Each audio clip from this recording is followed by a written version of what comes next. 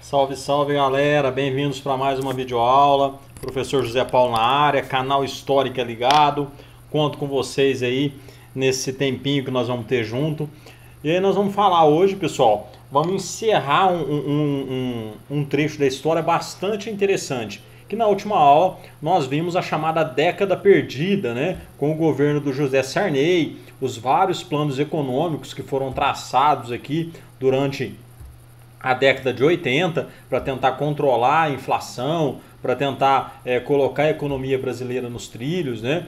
Nós vimos a promulgação da Constituição de 1988, que é a Constituição atual, a chamada Constituição Cidadã, que é aquela que vai devolver a liberdade, aquela que vai devolver de fato aos indivíduos a possibilidade de atuarem como cidadãos dentro da organização social do país, né? E nós vimos aí todas essas nuances, né, que permearam aí a década de 80. E nós também falamos no finalzinho da última videoaula, que está aí presente também no canal, que vocês podem acessar aí pelo YouTube, né? Nós vimos também a questão da sucessão. Eu falei para vocês que haviam 22 candidatos. Dentre esses candidatos, que vão se destacar aqui é a figura do baixinho barbudo sentado aqui, né? O Luiz Inácio Lula da Silva, e acima dele o Fernando Collor de Mello, que é o que vai ser escolhido pela mídia, adotado pela Globo, como aquele que seria aí o candidato a ser eleito, né, nessa eleição. Temos aqui também a figura do Ulisses Guimarães, né?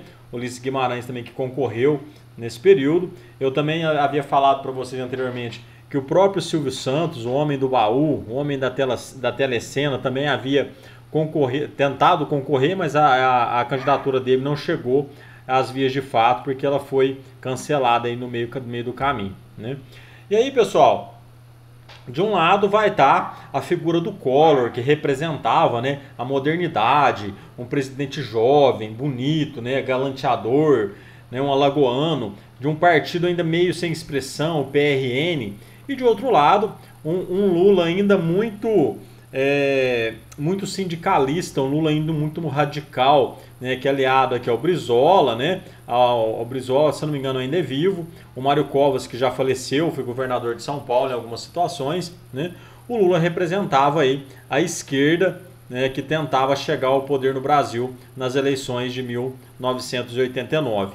E aí, como eu disse para vocês, pessoal, no último debate, a Rede Globo de televisão, ela vai manipular de forma bem escancarada esse debate, fazendo com que o Collor, né, se apresentasse como o candidato mais viável para governar o Brasil contra, né, a figura meio ainda que grosseira, ignorante, rudimentar ainda, do homem de fala grossa, com o dedo a menos na mão, né, que representava os ideais da esquerda, que era o Lula, tá?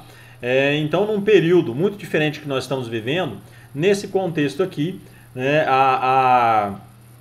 o meio que mais convencia as pessoas era a televisão, né? Assim como outrora havia sido o rádio, né, na década finalzinho da década de 80, início da década de 90, o meio que mais vai influenciar a vida das pessoas era a televisão. E a Rede Globo, como grande canal, como grande mídia, ela que influenciava demais aí a questão política no país. Diferentemente de hoje, né, que nós vimos, por exemplo, que na última eleição presidencial ela se deu praticamente no campo das redes sociais, no campo de Facebook, Instagram, Twitter e vários outros meios aí, né?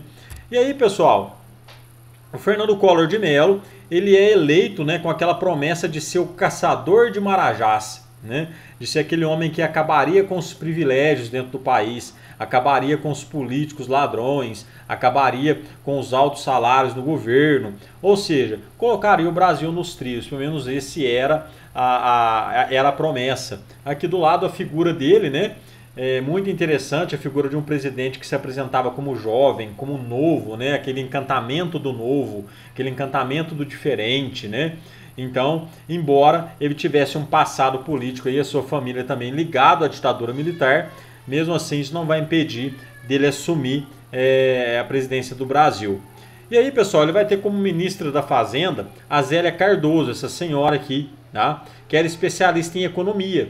Só que era especialista em economia do século XIX, né? Então tinha um grande probleminha para enfrentar aí os desafios da economia brasileira, que enfrentava a inflação muito galopante naquela época, as coisas aumentavam de preço numa constância muito rápida, e aí eles vão colocar em prática o chamado Plano Collor, que vai conseguir desagradar a Deus e o mundo, né?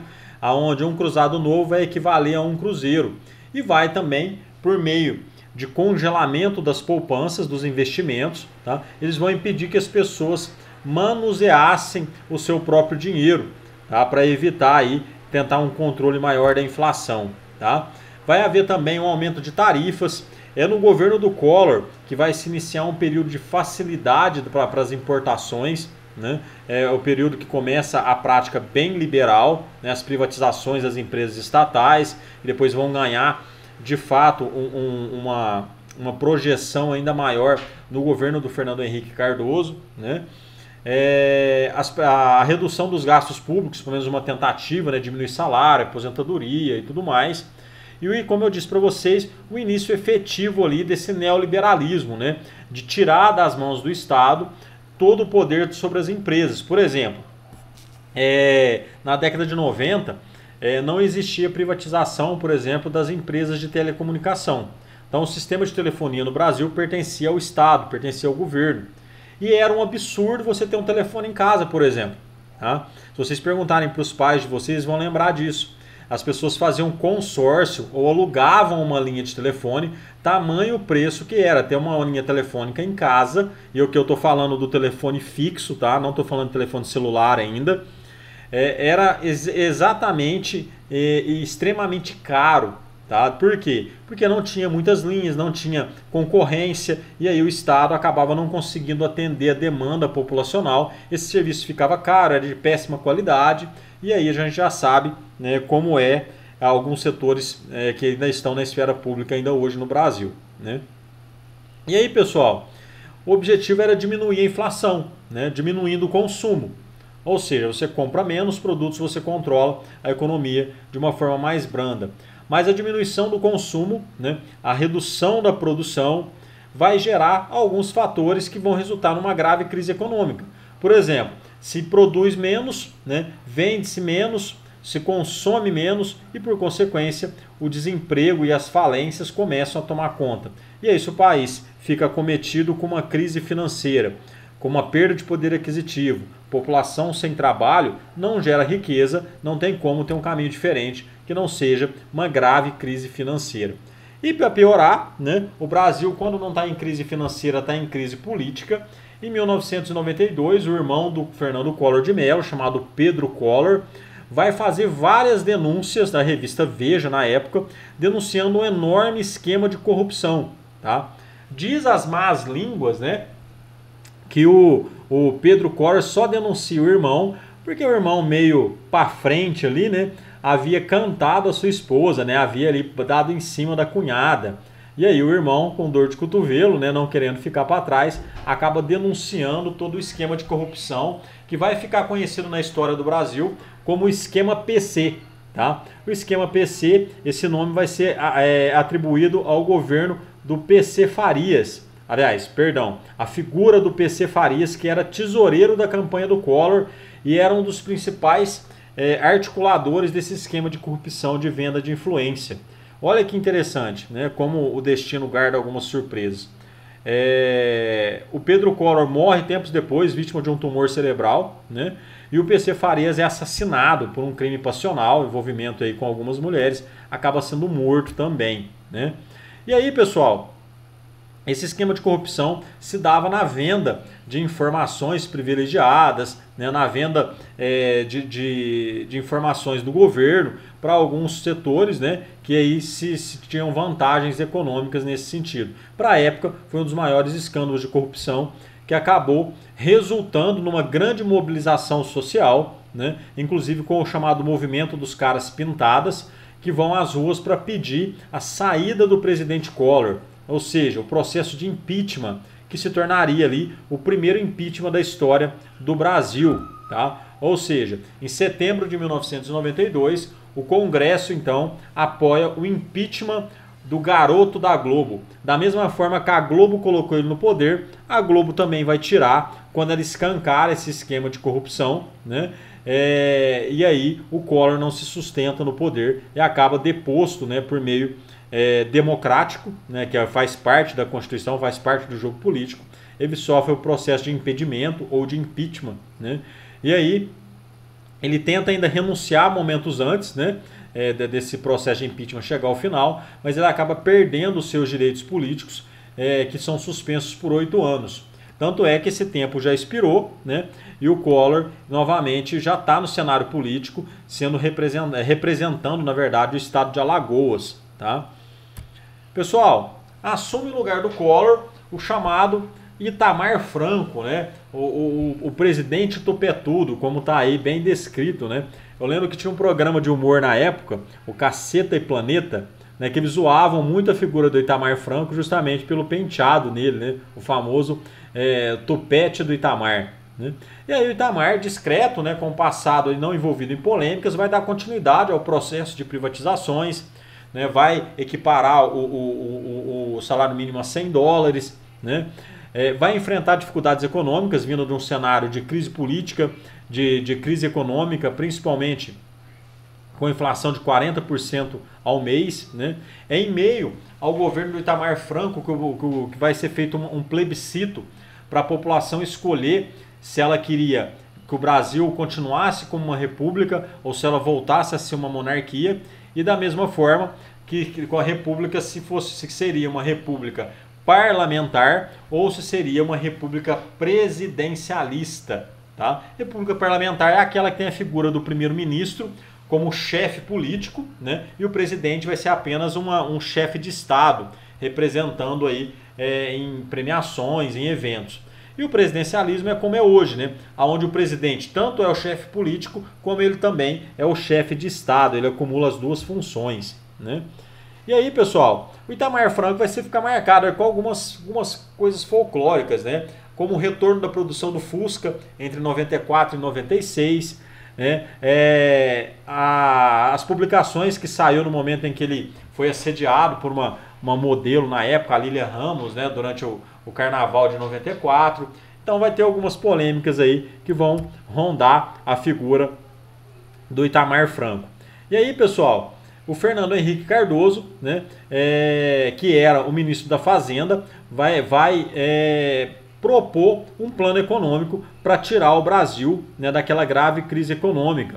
E aí, antes que esse plano econômico fosse colocado em prática, que é o Plano Real, né, que nasceu lá em 1994, ele transformaria 1.000 cruzeiros, ou seja, novamente cortaria os zeros, né, e transformaria num cruzeiro real. Tá?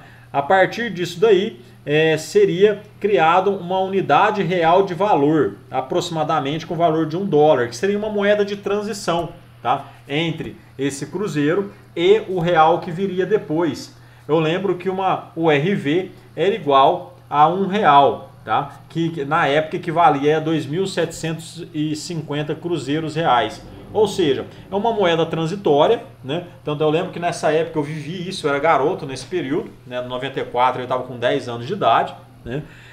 Quando você ia comprar alguma coisa nesse período, você tinha que ir com uma tabelinha de conversão na mão para saber quanto de real equivalia aos cruzeiros reais ou do contrário também, né? Para você fazer ali a conversão da moeda até que o real entrasse em circulação. Tá? Tudo isso, pessoal, o real vai ser lançado muito em cima das privatizações, porque se não fosse o programa de privatizações, o governo brasileiro não teria lastro, não teria reserva econômica e monetária para fazer uma moeda com um valor bem interessante à época, porque durante um bom tempo R$1 era igual a $1, não é como hoje, né? Que que $1 equivale a quase R$6, ou seja, nossa moeda perdeu muito valor no cenário internacional. Tá?